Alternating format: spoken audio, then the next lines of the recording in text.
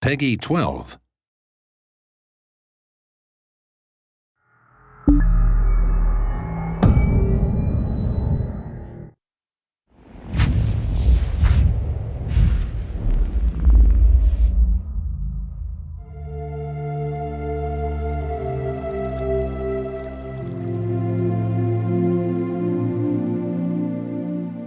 With the Elder Scrolls Online, we're bringing two different groups of players together. We got the Elder Scrolls crowd, which is used to great games like Skyrim and Oblivion and Morrowind and the older games. And then we have the MMO crowd, which is used to all the great MMOs from the last 15 years. We're bringing them all together into one great game, and we're really excited to tell you about it.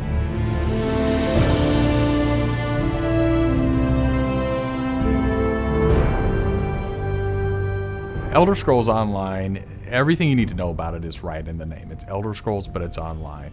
And when the team set out, they wanted to create strategic real-time combat. We wanted to create a lot of world immersion. We wanted to create a landscape that was rewarded exploration.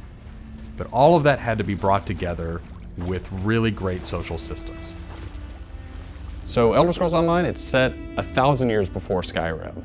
And not only is it 1,000 years before Skyrim, but it draws on all the legends and everything that you've read about in the books that you find in Elder Scrolls games. So we've got 20 years of lore to draw upon.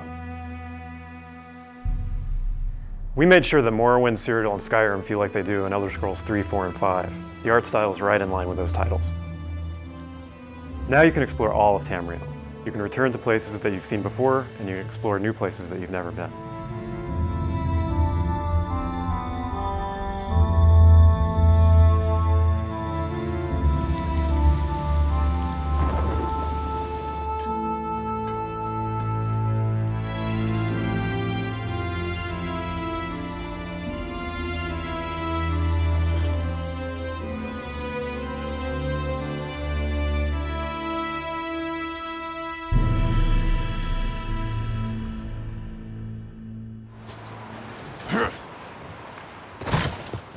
This is an Elder Scrolls combat system. Moving your mouse will make you look around and aim your weapon. You can tap your left click to attack, hold it to power, hold your right click to block, and of course, sprinting, crouching, and sneaking around play a role.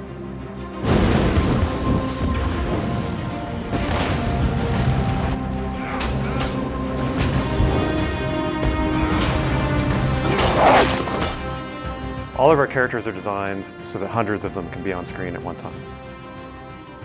You're going to have lots of customization options to make your character look unique. You'll find Dwarven armors, Daedric armors, Elven armors, basically all the types of armor styles and customization options that you expect from an Elder Scrolls game and the Elder Scrolls lore. By far the worst experience of any online game is at its launch when you're trying to find your friends. You can't find people, you create a character on one shard and then you find out everyone else is on another shard and you have to move. That experience is not good. So we are not going to have shards. We have a technology we call Megaserver where all players are on one server. So all your friends are right there, you just create a character, you click play and you go. The game is smart about where to put you. It puts you in game spaces with your friends, with your guildmates. It's a way to be connected with everyone and the game figures out where to put you. So with Elder Scrolls Online, one of the big things is that you'll be able to get together with your friends and overcome obstacles. So things like public dungeons, heroic dungeons, but most importantly, when you participate with your friends or even just with strangers, you're not competing for resources. You're all working together to overcome something and you get equal credit for that. As a player, you're able to start off by picking one of 9 races. You'll be able to pick a class, so that's just the start though. From there, all of the choices you make with quests, all of the choices you make in which abilities you choose, which weapons you use, which armor you use, really help make your character stand out in the world.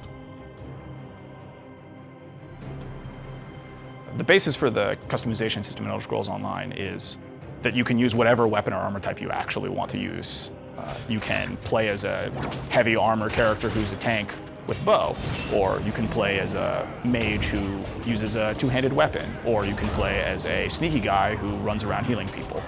The combination that you selected out of what armor type you use, what weapon type you use, and what class you use, really creates a unique character experience for you. One of the things you're going to be able to do that's going to make you stand out is you have perks. For instance, perks allow you to become a werewolf or a vampire, or maybe even have special pets.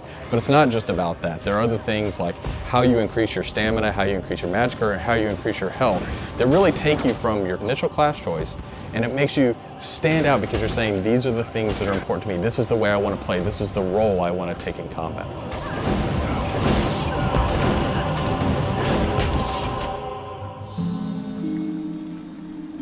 Questing in Elder Scrolls Online was built around a pretty simple concept, and that was that we wanted the player to explore.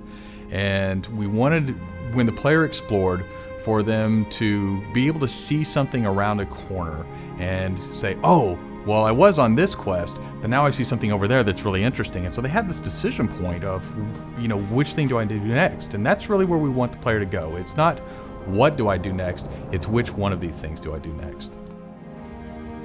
The way a player finds quests in our game is really through exploration. As they wander around the world, we have an on-screen compass, and that really points out the areas of opportunity or points of interest to the player. When the player finds a point of interest in the world, this is really where all of our story content is. And they're an opportunity for the player to make a change in the world. And a really good example of that is there's a werewolf invasion. When the player gets there, they fend off the werewolf invasion, they save the town, and every time you come back to that village, you'll be remembered and thanked by the villagers. The werewolves will be gone just like you would have in Oblivion as the hero of Clutch. Once you hit level 50, that's really where the game opens up. At this point, you're going into Cyrodiil to PvP, or you're deciding you want to go on a heroic raid with your guild and your friends, or maybe you might go into an adventure zone, which is our way of getting you into a zone where you can play solo, you can play with a small group, or you can play with a really large group to overcome obstacles.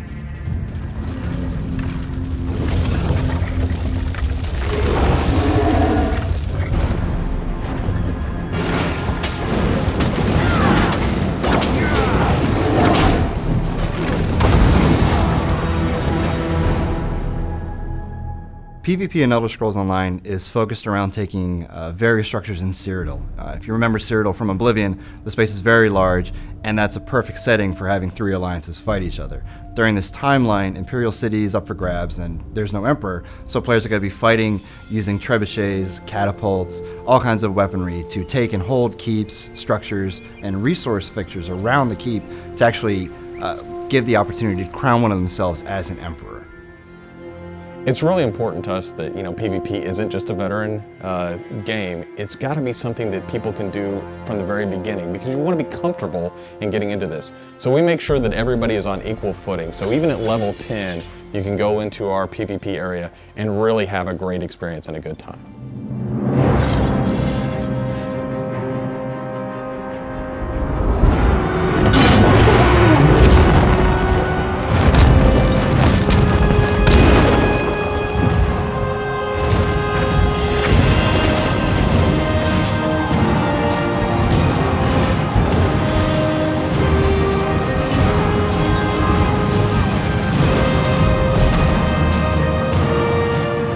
With a game the size of the Elder Scrolls Online, it's really hard to, in one demo, one presentation, one video, to list everything about the game. So what you've heard today are the basics. Over time, we're going to go into more depth in everything you've heard about today, and then all the other systems which we haven't talked about yet. All these elements are going to come together and make Elder Scrolls Online the next great online RPG.